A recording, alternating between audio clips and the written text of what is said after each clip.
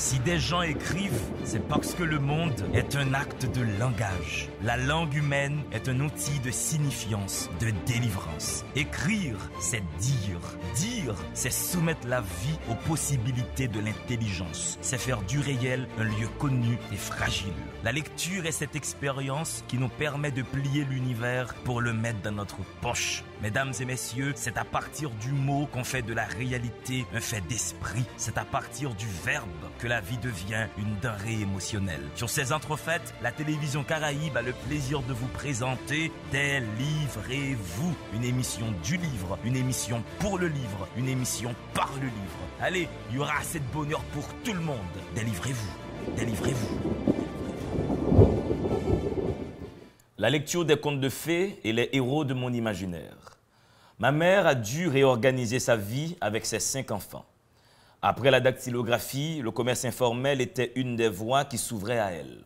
Plus tard, elle m'apprit qu'elle avait obtenu une modique somme d'argent avec laquelle elle avait commencé ce petit commerce de sucre et de proies à la rue Saint-Martin. Les petits bénéfices qu'elle accumulait lui avaient permis de prendre soin des siens dans la mesure de son possible. La vie de ma mère m'a servi de modèle et m'a fait aborder la vie avec une étonnante maturité. Elle est de ces mères qui, malgré un manque de culture classique, connaissaient l'importance de la lecture dans la formation intellectuelle de leur progéniture. Quelquefois, pendant qu'elle faisait son commerce, d'autres marchands ambulants vendaient des livres pour enfants et elle se précipitait alors pour en acheter à notre intention. Pouvoir et volonté, Garibodo, délivrez-vous au soir le premier homme d'État depuis que cette émission existe. Le député de Delma est sur notre plateau. Délivrez-vous qui est soutenu par la Direction nationale du livre, une série d'émissions spéciales que nous organisons dans le cadre de la FILA. Et parmi les auteurs qui seront présents dans cette foire internationale du livre d'Haïti, qui aura lieu en décembre au palais municipal de Delma, il y aura le député, le questeur de la Chambre, Garibodo. Le bonheur, député Garibodo.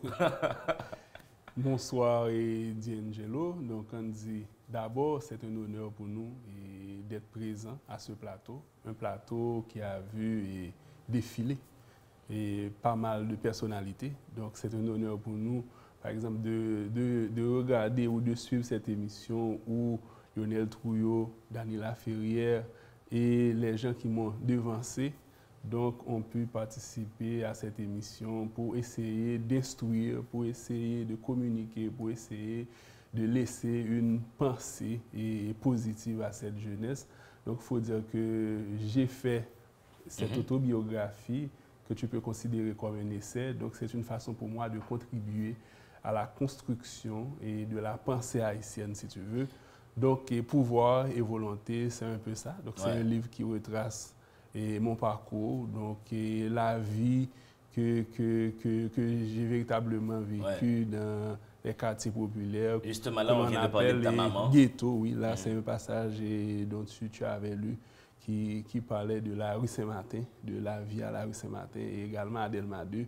Donc, ce sont des quartiers où j'ai grandi. Donc, ce sont des quartiers qui m'ont vu grandir, qui ont vu émerger le leader et l'homme politique que je suis. Pouvoir et volonté, c'est donc là le titre de ce livre. On va faire très pédagogiquement. Déjà, député Garibodo, qu'est-ce que pour toi le pouvoir? Comment tu définis cette chose-là? Bon, d'abord, pour essayer de conceptualiser, donc si on prend le concept pouvoir dans le sens politique, si tu veux, et du terme, donc le pouvoir ou l'exercice renvoie probablement à la gestion de la chose publique, à la gestion de la res publica. Donc ça renvoie à un exercice qui se veut être quelque part un exercice de représentation des communautés, représentation des différentes structures, des différentes strates de la société. Donc pouvoir, c'est cette capacité-là et que nous ayons, si vous voulez, et de diriger ou d'exercer quelque chose. Donc celui qui est dans le pouvoir, il est dans une position de responsabilité oui, par rapport à ceux-là qui lui ont donné le pouvoir. Bon, d'abord dans le sens politique du terme, mais vous pouvez tout aussi exercer le pouvoir dans une organisation. Par exemple, vous pouvez être le recteur de l'université, donc c'est une position de pouvoir. Vous pouvez être directeur d'école, c'est également une position de pouvoir où vous avez une responsabilité, où vous êtes appelé à archiver quelque chose, à prendre vos responsabilités, donc à donner. Donc c'est ça pour moi et le fait d'exercer le pouvoir. Donc dans le contexte précis qui nous concerne, pouvoir et volonté, donc c'est une façon pour nous de déconstruire, si vous voulez, le concept pouvoir, en montrant également que le pouvoir peut tout aussi venir de la base. Donc il faut dire que le parcours est fulgurant que j'ai eu à travers les différentes organisations telles que le Grand Fonds national des étudiants haïtiens, les organisations de base, les comités de quartier.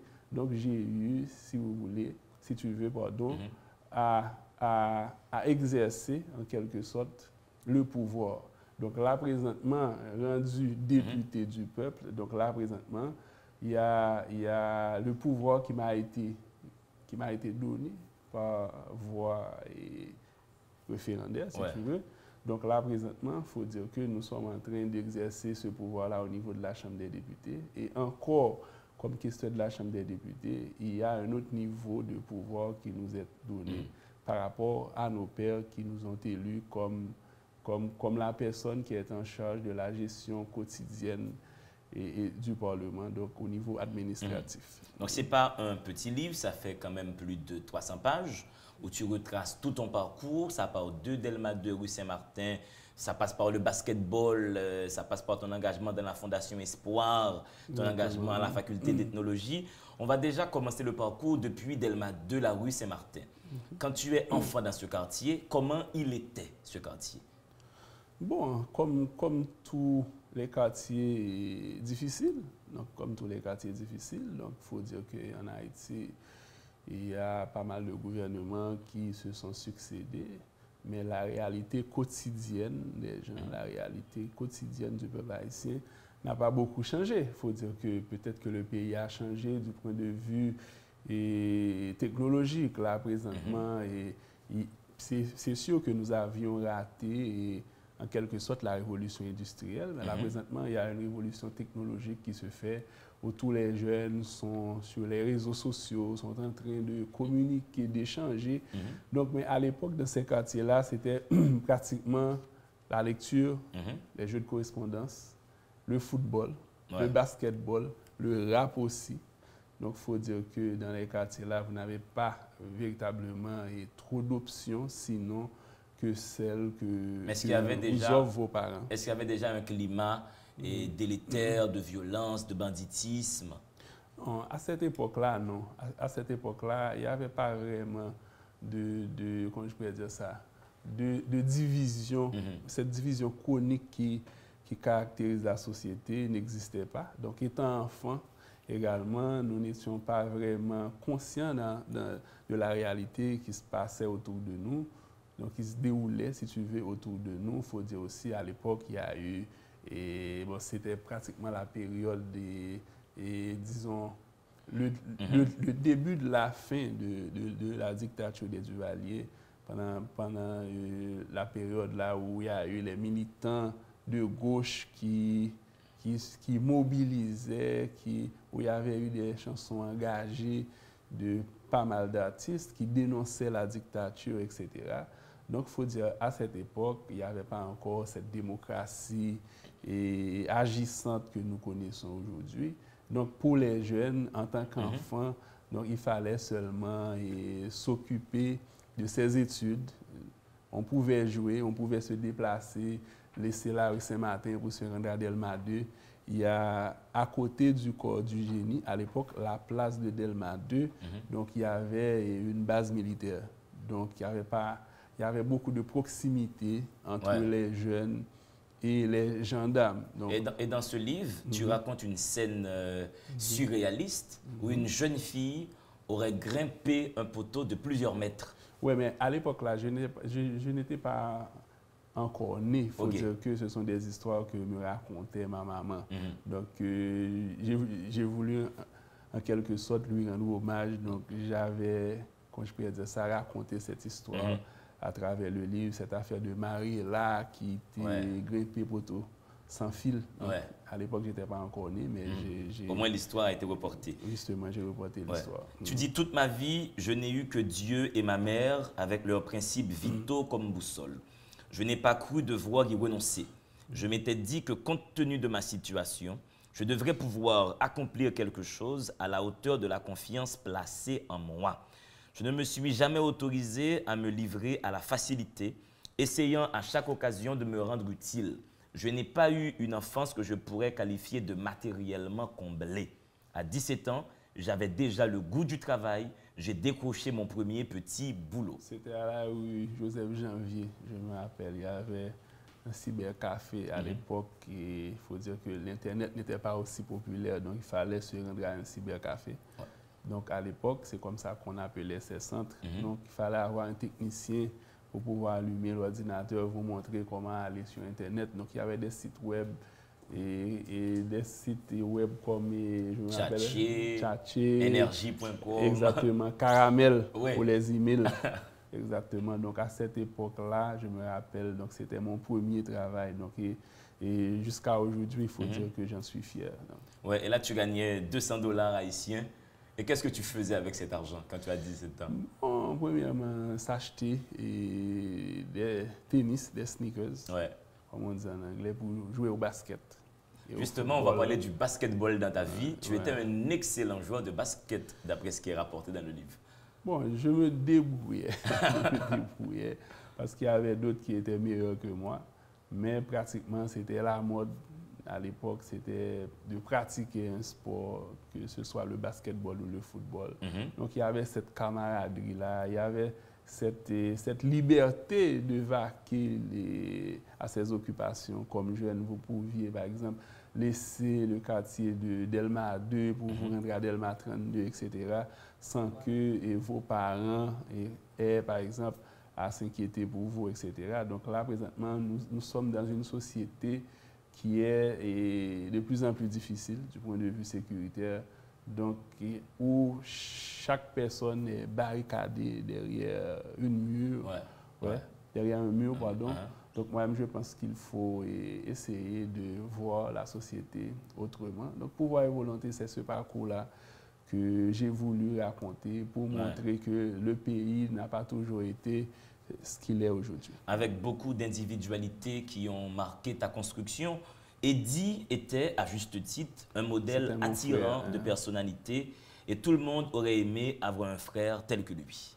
Non, mais il faut dire que j'ai grandi dans une famille monoparentale, donc j'aime raconter mon histoire. Il faut dire que ma maman nous étions une fratrie de 5 frères et sœurs. Donc, où chaque personne est née d'un père différent. Donc, c'est comme les Nations Unies chez nous. Donc, c'est comme aller à une conférence aux Nations Unies. Donc, chaque enfant avait son père. Vous allez trouver quelqu'un qui s'appelle Mohamed.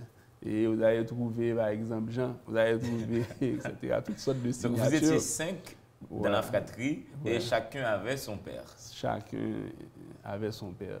Donc, j'aime raconter cette histoire, disons, c'est cette réalité-là qui existe dans les quartiers défavorisés où, par exemple, la fille a un homme dans sa vie, un amant, etc., qui lui donne un enfant. Donc, pour s'en occuper, donc, elle est obligée etc., de contracter le lien avec un autre homme qui lui donne un deuxième enfant. Exactement. Donc, c'est cette réalité-là. Et disons, et ça ne m'a pas échappé, quoi. Ça ne m'a pas échappé. Mais Eddie, ton frère, t'a donc beaucoup plus marqué que le reste de la fratrie. Oui, parce que lui, il était pratiquement le leader. Il faut dire qu'il était le leader. Lui, il avait le sens des initiatives. Il prenait pas mal d'initiatives. Donc, lui, disons, pratiquement à 20 ans, il avait déjà un métier. Il pouvait climatiser tout, quand je pourrais dire ça, tout cet espace-là, etc. Donc, il avait pas mal de contrats. Donc, j'avais l'habitude de sortir avec lui, d'aller dans son atelier, etc. Donc, j'ai voulu lui rendre hommage à travers ce livre. Mais j'imagine que tu étais tenté à faire sa profession aussi, à travailler dans la climatisation, la réfrigération. Je suis pas nul. Je suis pas nul, là. Je suis pas nul, je peux me débrouiller. Ouais. Donc, pratiquement, je ne, quand je peux dire ça, je n'ai pas toujours été le Garibodo que je suis devenu aujourd'hui. Ouais. Donc, il a fallu un parcours, il a fallu prendre des décisions Ouais. aussi, il a fallu se donner une ligne, donc dans les quartiers populaires de Delma 2, de Saint-Martin, etc. Les jeunes avec, disons, les jeunes que j'ai véritablement côtoyés dans mon enfance, donc à mon retour dans ces quartiers-là, etc. Donc leur vie, disons, n'ont pas beaucoup changé. Ouais, Donc, malheureusement. Malheureusement. Alors toi, on te connaît officiellement et comme un grand militant politique, un militant dans le milieu estudiantin, mais à la page 50, on voit un député Garibodo qui a toujours lu dans sa vie. Tu dis, dès l'âge de 15 ans, je me procurais chez les bouquinistes qui étalaient leurs marchandises sur le trottoir, les classiques comme Fernand Hibert, Frédéric Marcelin, Louis-Joseph Janvier, etc. Des petits trésors que j'avais commencé à accumuler pour alimenter une audacieuse mini-bibliothèque élevée dans ma chambre à côté de mon lit. Est-ce que tu dirais que ces lectures-là ont constitué ta facture comme homme d'État, comme homme politique? Bon, d'abord, il faut dire que j'aime raconter. Et, disons, j'aime le roman, mais je n'aime pas beaucoup la poésie. Je n'aime pas beaucoup la poésie. J'aime plutôt le roman. C'est-à-dire, j'aime raconter des histoires. Donc, j'aime partager. J'aime dire, par exemple, ce qui m'a marqué dans ma vie, ce qui a jalonné mon parcours, Ouais. et autres, etc. Donc, j'avais l'habitude de lire des romans et actuellement, Ouais. je continue à lire des romans. Donc, par exemple, il y a des textes comme Elle en infini d'Abîme, l'écriture spiraliste de Franck Etienne, etc. Donc, j'essaie de continuer à lire pour ne pas m'engouffrer dans cette facilité-là, dans mes journées au Parlement, qui consiste à rencontrer des individus, à travailler sur des propositions de loi pour ne pas, comment je pourrais dire ça, m'éloigner véritablement de ma passion. Ouais. Et tu as beaucoup lu aussi des textes qui sont sur l'économie politique. Tu en as parlé dans le livre. Oui, l'économie politique, c'est surtout dans la période où j'étais vraiment, disons, emballé par les théories libérales. Mais à l'époque, il faut dire aussi, il y a eu à l'université une sorte comment je peux dire ça? Il y avait deux clans, j'imagine, le clan de la droite, le clan de la gauche. Non, je n'étais pas vraiment de la droite, mais les théories libérales, tout comme les théories marxistes, par exemple, j'ai lu Althusser, j'ai lu Marx, etc., tout comme j'ai lu Van Hayek, Milton Friedman, de la théorie générale de l'emploi. Donc, c'est-à-dire, j'essaie de construire ma pensée pour me faire une idée, afin de ne pas m'enfermer dans une théorie quelconque. Donc, du coup, tu t'es ressourcé dans toutes les théories économiques et politiques. Exactement. Celle de droite et celle de gauche. De gauche en particulier, mais j'aime les théories libérales. Ouais. Donc, ça donne une certaine liberté d'esprit. Ouais. Et à la page 70, des notes d'amour, ton aventure avec Mimi, qui avait dit que l'amour n'a pas d'âge et que les sentiments amoureux se moquaient de l'étanchéité d'un cœur. Un cœur qu'ils soumettent et plient à leur guise. Toi qui dis que tu n'aimes pas la poésie, j'ai trouvé ce passage très poétique. Sans permission, il pénètre ce cœur en y déversant son contenu, rendant les ruptures insupportables. Moi, j'ai entendu de la poésie en lisant ce passage. Il faut dire que c'est ça. Bon, disons, c'est plutôt, comment je te dis, un paragraphe qui est plutôt élaboré. C'est en prose, qui c'est également un genre littéraire. Mais est-ce que pour toi, l'amour exige un langage poétique? Pour parler de politique, le langage n'avait pas cette facture politique-là. Mais quand tu parles de Mimi, quand tu parles de ta compagne, je trouve que tu es le poète Garibodo. Mais il faut dire qu'il y a des choses qui m'ont marqué. Donc, il y a une façon de les raconter avec un peu de souplesse. Donc, je peux dire ça. Mais encore une fois, j'aime plutôt les romanciers. C'est-à-dire, par exemple, les 10 hommes noirs, les Zervillers, etc. J'aime ça, j'aime cette façon pour les auteurs de raconter, etc. Donc, tu préfères le roman à la poésie. Oui. Pouvoir et volonté Le député Garibodo est sur le plateau. Délivrez-vous le temps de votre première respiration à cette émission.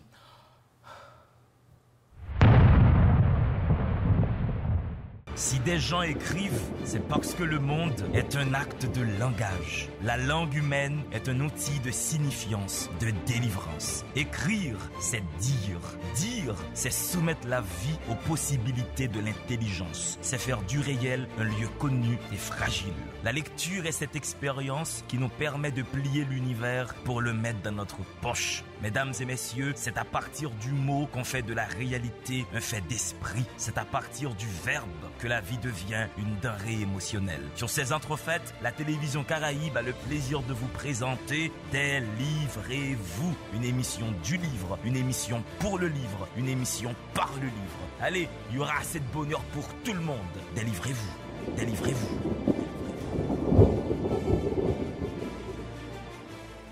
Mesdames et messieurs, c'est Délivrez-vous qui rentre chez vous, une émission du livre, pour le livre, par le livre, une émission qui se promet de mettre en perspective toute l'actualité autour du livre. Cette émission est soutenue par la Direction nationale du livre et dans le cadre de la Foire internationale du livre d'Haïti qui aura lieu en décembre, nous recevons le député et questeur de la Chambre des députés, Garibodo, autour de son livre « Pouvoir et volonté ». Nous sommes maintenant à un moment crucial dans ce livre où nous allons voir la fièvre militante des années 2000, où en pleine période électorale, c'est un peu autour de ces années-là que tu vas véritablement entrer en politique. Exactement. Donc, il faut dire que à cette étape-là de ma vie, donc il faut dire que j'habitais à Delma 32. Donc il y a eu un ensemble de militants et ils étaient membres de l'organisation du peuple en lutte à l'époque, qui était organisation politique Lavalas. Donc j'ai rendu un vibrant hommage à Harry, et qu'on appelait affectivement Harry communiste. Pourquoi? Parce qu'il lisait Le Capital de Marx. Donc c'est la première fois que j'ai pris connaissance de ce bijou. Ouais. Donc c'est à partir de Harry. Donc Harry voulait nous instruire, Harry voulait que nous nous adonnons à la lecture, etc. Et surtout à la lecture politique, c'est-à-dire des ouvrages et des classiques. Ouais, donc tu vas entrer en politique un peu par la lecture justement, politique. Par la philosophie politique et autres, etc. Mais également par la militance aussi, parce que avec Harry ou Soslod, ces militants de l'OPL, donc nous avions l'habitude de participer à des réunions. Donc c'est à partir de ce moment-là, à partir des élections de l'année 2000, où j'ai été voté. Ouais. J'ai dit ça dans le livre. Mais tu as quel âge en 2000? J'avais environ 20 ans, je crois. Ouais. C'était la petite vingtaine et déjà tu étais engagé en politique. Voilà. Mais tu ouvres beaucoup de pages dans l'histoire récente de ce pays dans ce livre. Tu dis l'accession du président Préval en 1996 doit être vue sous l'angle d'un pouvoir temporairement confié qui doit être remis directement à son propriétaire au terme de 5 années. Lequel propriétaire? Jean-Bertrand Aristide. Le président Jean-Bertrand Aristide. Donc il faut dire que pendant cette période-là, disons en 1997, j'étais encore à l'école, je crois que j'étais en retour.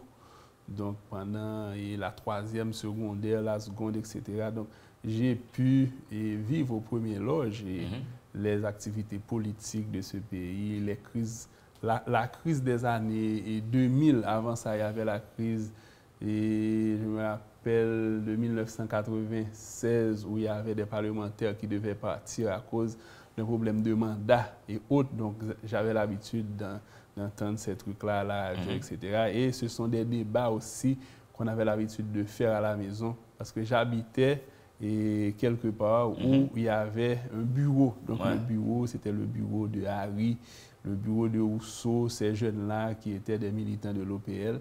Donc les débats sur la politique quotidienne de ce pays ne m'étaient pas étrangers. Ouais. Et tu dis que les élections étaient à cette époque un véritable fiasco quand même. Oui, fiasco. Il faut dire que la crise électorale est née des élections de 2000, va, et si tu veux, conduire, et si vous voulez, aux événements de 2004. Ça va être pratiquement 3 ans de crise politique aiguë, chronique, pour aboutir au départ du président Jean-Bertrand Aristide à l'époque. Donc, tous ces événements-là ont pris naissance dans la crise électorale. Donc, il faut dire que la mouvance Lavalas avait tout raflé. Et à l'époque, en face, il y avait les autres partis politiques qui se groupaient au niveau de la convergence démocratique, donc, etc. Donc, à cette époque-là, vous allez voir l'émergence de la société civile à travers le nouveau contrat social, donc par rapport à des dissidences qu'il y avait eu au niveau du mouvement Lavalas, des gens qui étaient mécontents. Donc, il va y avoir une alliance contre nature, donc aidée par le mouvement estudiantin et de la jeunesse en particulier. Donc, ça a été pratiquement un cocktail, si vous voulez, explosif qui pratiquement a jalonné les années 2000, donc qui ont conduit à ces événements. Et bon, disons, des événements qui ont, si je peux dire, caractérisé l'histoire instable même de ce pays. Donc, vous savez que l'instabilité politique qui a toujours caractérisé ce pays a jalonné toute notre histoire de peuple. Donc, c'est un pays qui a connu environ une trentaine de coups d'État. Donc, des présidents, des gouvernements qui se sont succédés pour les résultats que nous connaissons. Tu as parlé du mouvement Grenabunda, GNB. Tu as dit que tu étais partie prenante de ce mouvement GNB, du groupe 184 avec APED. Mais tu as tenu à marquer cette précision qu'APED n'a jamais été ton allié naturel. Je vais te taquiner. Est-ce que jusqu'à présent, cette situation est la même avec APED? Non, mais il faut dire qu'à l'époque du groupe des 184, je n'étais pas membre du groupe des 184, mais à l'époque, il y avait des alliances de toutes sortes. Donc, il y avait une alliance entre groupe 184 et GNB. Et les organisations de la société civile. Donc, c'est tout ce mouvement-là qu'on appelait le mouvement GNB. Donc, c'est-à-dire les GNB, c'était les gens qui étaient contre le pouvoir Lavalas, contre le régime Lavalas à l'époque. Et en face, il y avait Ratpakaka. Bon, ça, c'est une façon à l'époque de dénommer, d'appeler, si tu veux, le camp d'en face. Donc, mais il faut dire que ces événements, si c'était aujourd'hui, j'ai déjà fait le bilan. Donc, ces événements-là, que ce soit dans le camp Lavalas ou dans le camp des gens de la société civile, etc., n'ont pas mené à grand-chose. Donc, c'est sûr qu'il y avait des jeunes, des révolutionnaires. À l'époque, il y a eu des revendications au niveau de l'université, il y a eu des revendications au niveau de la jeunesse globale, la jeunesse revendicative, ce conflit-là intergénérationnel qui nous caractérise. Est-ce que les étudiants ont été manipulés par la classe d'affaires lors de ce mouvement GNB? Non. L'université avait ses propres revendications, telles qu'aujourd'hui. Donc, il faut voir aujourd'hui, presque toutes les facultés qui enseignent les sciences sociales sont pratiquement fermées. La faculté des sciences humaines est séquestrée par une bande de 10 ou 15 étudiants. Exactement. Donc, pratiquement, il y a un terrain fertile, il y a un terrain propice. Donc, si ce qui se passe présentement au niveau de l'université est jumelé à la crise politique, etc., donc ça peut déboucher sur n'importe quoi. Donc, il faut dire que c'est cet esprit-là qui prévalait à l'époque du mouvement et GNB, etc. Mais il fallait dire aussi que force est de souligner que chaque secteur avait son lot de revendications. Donc, le groupe des 184, où il y avait la classe d'affaires, etc., avait d'autres revendications. Donc, il faut voir, après le départ de M. Aristide, il y a des gens du secteur privé qui ont été exonérés par la DGI, ce que tu as dit des gens qui ont eu 3 ans, communément appelé 3 ans franchise, pour ne pas payer de taxes, et j'ai trouvé ça etc. très brave de ta part, de dire que ces gens-là qui voulaient renverser Aristide, à la suite de son départ, ils avaient beaucoup d'avantages dans la fiscalité, ils avaient des franchises douanières. C'est peut-être pour ces raisons-là qu'ils voulaient qu'Aristide parte. Bon, ce n'est pas uniquement, disons, les seules raisons. Aristide n'était pas un saint, donc c'était un pouvoir à l'époque, un pouvoir où on ne faisait pas vraiment de différence entre les bandes armées et les gens du gouvernement, etc. Donc, il y avait cette pagaille-là, etc. Mais de l'autre côté, les gens qui se battaient contre M. Aristide également, qui le combattaient, n'étaient pas des saints. Donc, il faut voir ça avec les différents avantages économiques qu'ils ont eu à partir de cette lutte, les contrats qui ont été passés. À l'époque, on était jeunes, on était à l'université, beaucoup d'entre nous étaient encore à l'école. Donc, il faut dire que c'était des jeunes révolutionnaires. Donc, si à 20 ans, vous n'êtes pas révolutionnaire, donc il faut quand même se poser quelques questions. Ouais. Qu'est-ce qui arrive? Qu'est-ce qui se passe? Mais député Garibodo, est-ce que Jean-Bertrand Aristide a été renversé en 2004 parce qu'il était anti-bourgeois et parce qu'il demandait que la dette de l'indépendance soit restituée à Haïti? Est-ce principalement pour les deux grandes raisons? Non, je peux dire que ce sont des causes occasionnelles. Moi-même, je dis, il y a eu ces publicités-là qu'on donnait à la télé. Et tout le monde connaît la somme, 21 milliards, 685 millions. Exactement. Donc, ça a été une période où M. Aristide a voulu rehausser la dignité nationale. Ouais. Donc, et tu as appuyé cette démarche dans le livre? Non, définitivement. Tu as dit que c'était bien. C'était bien, donc c'est encore bien aujourd'hui. Ouais.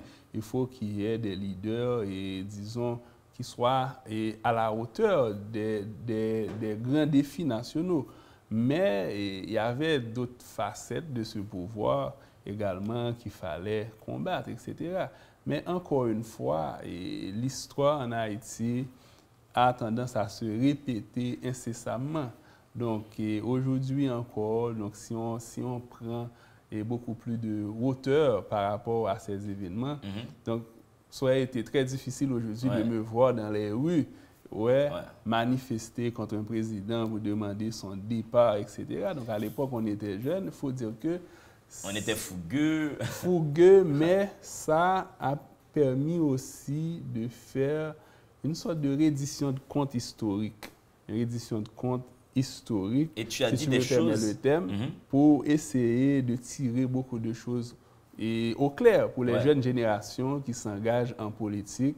Des fois, on pense, par exemple, faire le bon combat, et pourtant, on est en train de faire le combat des autres. Parce qu'à la fin de la bataille, vous ne serez pas sur la table des discussions, la table de négociation, la table de concertation, la table de partage de pouvoir. Ouais. Donc, pouvoir et volonté, c'est un peu ça. Donc, est-ce que là, tu es en train de dire qu'en 2004, c'est exactement ce cas de figure qu'on a eu? Les étudiants ont été mis au devant de la scène. Quand il fallait après redistribuer le pouvoir, ces mêmes étudiants étaient exclus. Les étudiants sont là pour étudier. Ils ne sont pas des hommes politiques. Les étudiants ne pouvaient être ministres, donc il faut retourner à l'école, il faut retourner dans les universités, à la faculté des sciences humaines, à la faculté de technologie. Mais tu as avancé des éléments qui sont extrêmement engageants dans ce livre. Ça m'a extrêmement surpris quand j'ai lu ce que tu as écrit par rapport au financement du mouvement Ratpakaka. Tu as avancé que l'argent sortait du ministère de l'Intérieur, qui était à l'époque dirigé par Jocelyn Privert. Oui, à l'époque, il était ministre de l'Intérieur. Donc, ce sont des faits historiques. Donc, des fois, il faut dire la vérité pour que les jeunes générations puissent comprendre les événements historiques dans les détails. Donc, et après, Jocelyn Privert est devenu président de la République. Non, c'est un homme politique qui a un parcours, qui a une famille politique, qui a sa façon de faire de la politique, qui a une triture politique au pair. Donc, je profite de cette opportunité pour saluer M. Privert, qui a pu, si tu veux, organiser des élections et dans des conditions extrêmement difficiles, donc où sa famille politique voulait s'approprier du pouvoir de manière antidémocratique. Donc, il a su résister à son propre camp, résister au camp d'en face, etc., pour faire ce qui est bien. Donc, moi-même, je pense que la nation lui sera et toujours reconnaissante. Mais quand il a pris le pouvoir, dans ce même livre, Garibodo, tu n'as pas pris de gants, tu as parlé de coup d'État parlementaire. Oui, alors il faut dire que le concept coup d'État parlementaire a été introduit pour la première fois dans le lexique politique haïtien à partir d'une inspiration que j'ai eue. C'était à l'Assemblée nationale du 7 février. Donc, il y a eu des mouvements qui se faisaient dans les officines des ambassades. Au niveau de l'ambassade des États-Unis et du Canada, les gens étaient déjà prêts a donné le pouvoir à M. Privert parce qu'il y avait un premier accord qui circulait dans l'enceinte du Parlement qui disait que l'Assemblée nationale devait élire son président.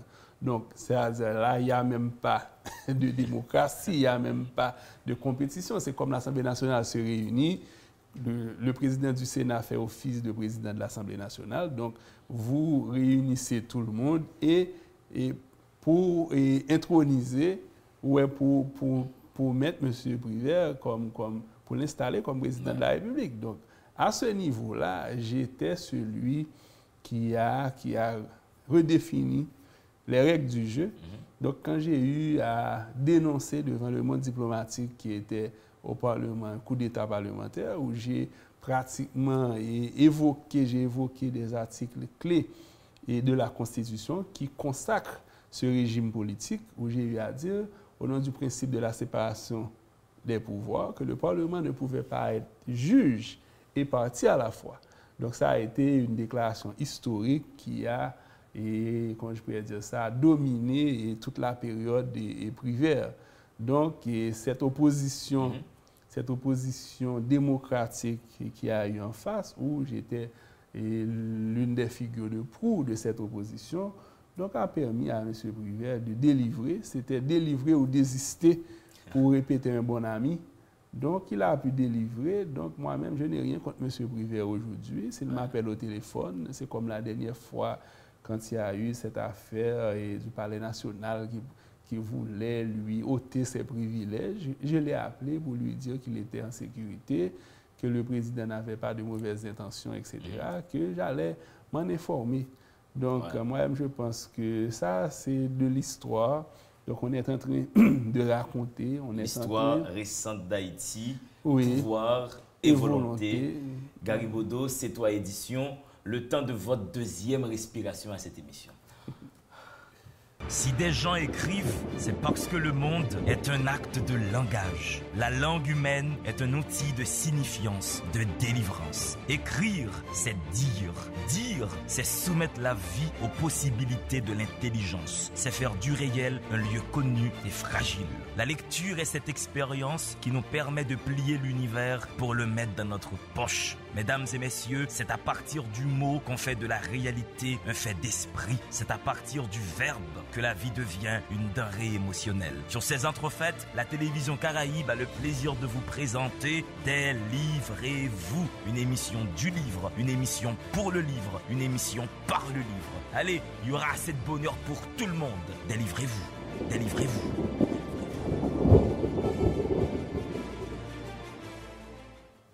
Mesdames et messieurs, vous êtes sur Télé Caraïbe à l'heure de l'émission Délivrez-vous. Aujourd'hui, nous recevons le député et questeur de la Chambre des députés, Garibodo, autour de son livre Pouvoir et volonté, publié chez C'est toi Éditions. Je vous dis très rapidement que ce livre sera disponible à la Foire internationale du livre d'Haïti qu'organise la Direction nationale du livre. Nous sommes en train de voir mais vraiment les pages de l'histoire récente de ce pays par le biais de ce livre. Et un certain portrait de Préval est fait dans ce livre. Préval est carrément présenté comme un froid calculateur politique, à la limite, un politicien cynique, un tacticien sans cœur. Bon, et disons que peut-être que je ne sais pas si le président Préval, dont je salue la mémoire ici, donc dont je rends hommage aujourd'hui, n'avait pas lu Machiavel. Donc, par exemple, le prince de Machiavel. Non, mais je pense que M. Préval a été un politicien dans le sens traditionnel du terme. Quand on dit un politicien, c'est quelqu'un qui est intelligent dans sa façon de faire des combines et envie d'aboutir à des résultats, à ces résultats, par exemple. Donc, moi-même, je pense que de ce côté-là, M. Préval a pratiquement marqué sa génération. Donc, est-ce qu'il y a eu des résultats qui ont, comment je pourrais dire ça, amélioré les conditions de vie de ce peuple? Donc, je vous laisse en juger. Donc, je laisse la population, à chacun de faire son bilan. Donc, il va arriver un jour donc où chacun va faire le bilan des gouvernements qui se sont succédés. Donc, j'aime pas frapper un homme qui est à terre, donc il est mort, donc que la terre lui soit légère. Ouais. C'est vrai qu'il y a des passages sur lui qui m'ont beaucoup marqué et beaucoup d'éléments dans les officines que j'ignorais. Peut-être que c'est ce même président Préval qui a piégé Mirlande Maniga lors des élections qui ont vu au pouvoir Michel Martelly. Bon, oui, peut-être. Toujours pour suivre les pages de ce livre. Oui, peut-être, oui. Il faut dire que ce sont également des opinions par rapport à l'analyse que nous faisons de la réalité quotidienne, de la réalité politique comme acteur. Mais surtout, je veux surtout mettre l'emphase sur un autre aspect de la gestion de M. Préval. M. Préval a été comment je pourrais dire ça, un prophète même du théorie de la stabilité politique. Donc, au nom de la stabilité politique, il menait pas mal d'activités, etc., pour aboutir à des résultats. Donc, M. Préval voulait que le pays soit stable. Donc, ce n'était pas un extrémiste, mais c'était un politicien qui savait quoi faire pour aboutir à ses fins, pour arriver à ses fins. Donc, lors des élections de 2010, donc, M. Préval devait protéger son héritage politique. Il a sacrifié M. Célestin. Ouais. Donc s'il n'avait pas sacrifié M. Célestin, donc à l'époque, donc, il ne serait pas le seul président à avoir accompli 2 mandats, etc. Et donc, également, il ne serait pas aujourd'hui l'homme politique qu'il est devenu. Donc, il a dû sacrifier son poulain pour organiser des élections avec 2 candidats issus d'autres secteurs politiques. Donc, mais il avait une certaine, à mon avis, préférence pour Mme Maniga. Donc, ça aurait été mieux de voir le pays tomber aux mains d'une universitaire, d'une politicienne, d'une professeure de carrière, au lieu de donner le pays à un musicien qui faisait son carnaval au Champ de Mars, etc.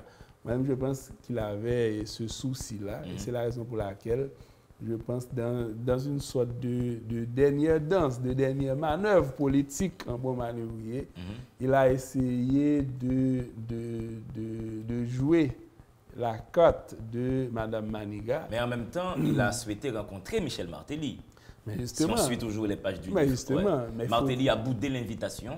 Ce qui a été une très bonne stratégie parce qu'il y avait une perception négative de René Préval dans l'opinion publique à l'époque. Donc, c'est comme il disait Habermas, l'opinion publique, c'est l'organe public du raisonnement. Ouais. Donc, dès que vous êtes jugé dans l'opinion publique, vous êtes coupable. Donc, c'est l'opinion publique qui va vous rendre noir ou blanc, dépendamment de la malice populaire. Donc, M. Préval voulait redorer son blason. Il a essayé de rencontrer les 2 candidats. Maintenant, pour se positionner en médiateur et également aussi en acteur politique qui était en train de jouer, si tu veux, sa dernière carte. Donc, je pense qu'il a pu réussir dans sa stratégie. Donc, certains diront qu'il voulait Martelly nommer Mirlande Maniga, mais d'autres diront également qu'il soutenait secrètement Mirlande Maniga. Donc, M. Martelly avait fait une stratégie gagnante.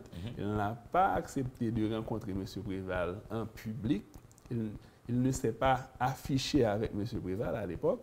Mais souterrainement, il y a eu des discussions. C'est ce que tu as dit dans ce livre. Après, une fois président, il y a eu des discussions de longues heures entre Michel Martelly et René Préval. Oui, je pense que M. Martelly, à l'époque, avec sa femme, son épouse, Mme Martelly, et M. Martelly a été rencontrer M. Préval dans son résidence privée, avec son épouse également, et des conseillers, etc. Donc, ils ont eu des échanges, ils ont eu une séance de travail. Et c'était des gens qui avaient l'habitude de se rencontrer à l'époque où Martelly était musicien et à 16 heures, ou musicien professionnel qui défilait au Champ de Mars, etc. à l'époque où M. Martelly se disait président de la République, qu'il allait finir le parcours du carnaval à 5 h du matin. Donc, à chaque fois que la police voulait stopper le char, donc il a pris son téléphone pour appeler le président Préval, qui a dit « Laissez continuer, M. Martelly ». Donc, c'est des gens qui se connaissaient. Oui, qui ont toujours eu une sorte de proximité. De collaboration. Et dans Pouvoir et Volonté, on apprend aussi que tu as peut-être toujours une grande proximité avec Wyclef Jean, que tu étais partie prenante de sa candidature à la présidence. Le mouvement Jeunes Corégènes était très impliqué dans ce soutien au candidat Wyclef Jean. Non, il faut dire que aujourd'hui encore, je pense qu'il y a des leaders au niveau du mouvement pour l'intégration des jeunes qui existent encore. Et j'en profite pour saluer l'initiative du président de la République, M. Jovenel Moïse, qui a eu la clairvoyance de former une commission pour l'insertion socio-économique des jeunes. Donc, je lui dis ça publiquement, président, j'attends les résultats. Donc, la commission est là, la commission fait des rencontres, la commission essaie de se déplacer à travers le pays. Donc, nous attendons les résultats clairs, des résultats palpables au profit de la jeunesse de ce pays. Donc, il faut dire qu'à l'époque, comme jeune militant qui était engagé en politique, j'étais dans l'opposition, donc il a fallu, et comment je pourrais dire ça, dégager une alternative au pouvoir Préval. Donc à l'époque, je ne pouvais pas être candidat à la présidence, je n'avais pas encore l'âge requis par la loi. Il y a d'autres leaders autour de moi également qui ne pouvaient pas être candidats, donc on était à la recherche d'un candidat qui avait la popularité, qui avait, comme on dit en marketing, le brand name. Ouais, le branding, le brand name que tout le monde connaissait, un candidat qui était populaire. Donc, à cette époque-là, on pensait construire une candidature autour de M. Wyclef Jean. Donc, on était partout à travers le pays pour construire une majorité de députés et de sénateurs en vue de l'accompagner dans cette bataille. Donc, et là encore, Préval, la molécule Préval a frappé. Préval a rassemblé le CEP et la candidature de Wyclef Jean a été rejetée. Exactement. Donc Préval encore, l'artiste, le manœuvrier, le disciple et le digne héritier de Machiavel a eu encore une stratégie payante et gagnante pour écarter M. Wyclef. Donc moi-même, je pense que ça a été une très bonne expérience. Donc, ça m'a formé du point de vue de ma pensée politique. Parce que là, présentement, il y a beaucoup d'événements qui se sont écoulés. Il y a des choses que j'avais faites, que si j'avais à les refaire, que je ne les ferais pas aujourd'hui. Donc là, il faut dire que j'ai mûri. Donc, j'ai fini par comprendre l'homme politique haïtien, la scène politique haïtienne. Donc, j'ai appris quoi. J'ai été à l'université. Pouvoir et Volonté, Garibodo, nous avons une rubrique dans l'émission où des gens qui regardent peuvent envoyer des vidéos où ils lisent un extrait d'un livre quelconque en 45 secondes, 1 minute. Nous allons maintenant visionner une petite vidéo. En 1913, dans une petite ville de garnison autrichienne, Anton Hofmüller, jeune officier de cavalerie, est invité dans le château du riche Kekesfalva. Au cours de la soirée, il invite la fille de son hôte à danser, ignorant qu'elle est paralysée. Désireux de réparer sa gaffe, Anton, pris de pitié pour l'infirme, multiplie bientôt ses visites. Édith de Kekesfalva cache de plus en plus mal la mort que lui inspire le bel officier, qui, lui, ne s'aperçoit de rien jusqu'au moment où il sera trop tard. La pitié dangereuse de Stefan Zweig. Je vous invite donc à continuer à poser ce geste. À chaque fois que vous tombez sur un livre qui vous plaît, lisez un extrait de ce livre en 45 secondes, en 1 minute et envoyez-nous la vidéo sur le téléphone WhatsApp. Délivrez-vous. Je rappelle que là, aujourd'hui, sur ce plateau, nous recevons le député Garibodo, questeur de la Chambre des députés. Nous allons maintenant, après avoir présenté Pouvoir et Volonté, je vous rappelle très rapidement que ce livre sera disponible à la Foire internationale du livre d'Haïti, qui aura lieu les 14, 15 et 16 décembre Jusqu'au Ouais. 17, je crois. Jusqu'au 17, voilà, 14, 15, 16, 17 décembre au palais municipal de Delma. La FILA qui est organisée par la Direction nationale du livre. Le temps rapidement de voir avec le député Garibaldo le questionnaire de Proust. Quelle est la qualité que tu préfères chez un homme Son leadership et chez une femme? et sa sagesse Qu'est-ce que tu apprécies le plus chez tes amis? et la sincérité. Quel est ton principal défaut? Et ça faudrait regarder. J'en ai tellement. Oui, mais c'est surtout, j'aime parler. Quelle est ton occupation préférée? Bon, mon occupation préférée, c'est pratiquement ce que je fais. Et de mieux, c'est les activités communautaires. Et j'aime mieux rentrer dans les quartiers et partager. Et quel serait ton plus grand malheur? Bon, ce serait de ne pas continuer ma carrière politique. Et qu'est-ce que tu voudrais être à part être un politique? Un bon papa. Et quel est le pays où tu désirerais vivre à part Haïti? Bon, c'est Haïti. C'est Haïti. D'abord, ce serait toujours Haïti. Mais si c'est une partie du pays, mais vivre à l'étranger, ça ne m'a jamais tenté. Et quel est ton mot préféré, si tu en as un mot que tu préfères? Anticonstitutionnellement. Et quel est le mot que tu C'est détestes? pratiquement le mot français le plus long. Anticonstitutionnellement. Et quel est le mot que tu détestes? Haïr. Est-ce qu'il y a un métier que tu n'aurais pas aimé faire? Le métier de politicien, oui. Quel est le son, le bruit que tu détestes? Le son, c'est un animal, oui. Et le jaguar. Ouais. Tu n'aimes pas son grognement. Non. Et quel est le personnage historique que tu méprises le plus? Si c'est dans notre histoire ou dans l'histoire universelle? Contemporaine, universelle. Ouais. Donc, je voudrais dire, par exemple, Hitler. Ouais. Et Hitler. Pour l'histoire d'Haïti? Pour l'histoire d'Haïti, c'est peut-être... René Préval? Non. Je n'ai rien contre M. Préval. Donc, dans l'histoire récente d'Haïti ou bien dans l'histoire d'Haïti en général? L'histoire récente d'Haïti. Le personnage que tu méprises le plus? Bon, c'est peut-être Jean-Claude Duvalier, ouais. Et quel est ton état d'esprit actuel? Je suis calme. Et quel est le don? Ouais.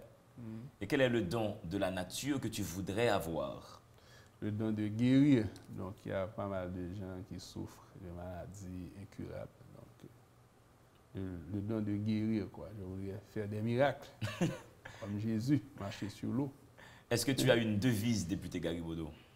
Et faire et laisser dire. Ouais. Quel est ton juron préféré? Tu me donnes une piste. Je n'en ai pas vraiment. Et comment tu aimerais mourir? Bon, j'aimerais mourir après avoir accompli beaucoup de choses, après avoir vu mon pays sur les rails du développement durable. Donc, j'aimerais mourir en paix. Peut-être à 150 ans. Donc, ah ouais, 150 ans, c'est beaucoup. Hein? Alors, peut-être que cette émission sera une émission d'archives. Je te pose une question qui n'est pas dans mon questionnaire. Est-ce que tu souhaites être président de la République d'Haïti? Ta réponse dans 5 ans sera revue. Hein? Non. Oui, si c'est une équipe qui est au pouvoir, parce qu'un seul homme ne peut rien faire dans ce pays. Donc, il faut avoir une équipe. Je peux toujours être à la tête de cette équipe ou je peux toujours en faire partie. Donc, je peux être membre de cette équipe-là, quelqu'un d'autre peut être président, tout comme je peux l'être. Donc, c'est une fonction, je pense que n'importe quel Haïtien préparé qui a un sens du devoir, de la gestion de la chose publique, de reddition de comptes et l'amour de la patrie peut occuper. Et si Dieu existe, qu'aimerais-tu, après ta mort, l'entendre te dire?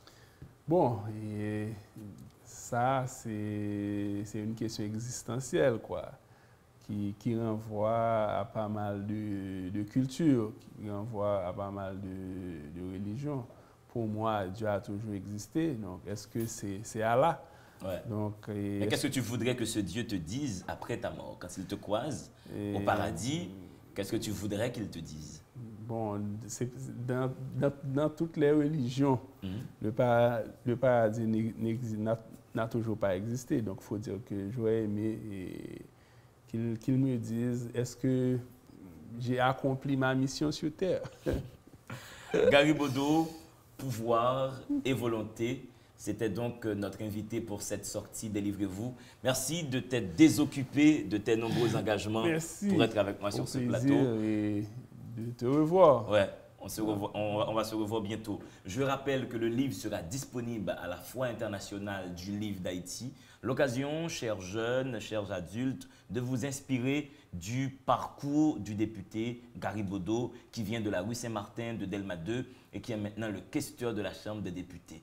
C'est à se dire que la lecture, les études, l'engagement communautaire peut donc aider et installer des individualités. Merci à vous de continuer à suivre cette émission, Gadon Bonheur. Merci à tout le staff technique qui me permet de vous proposer cette émission chaque semaine. Merci au soutien de la Direction nationale du livre. Dans le monde, il doit y avoir deux êtres, des livres et vous.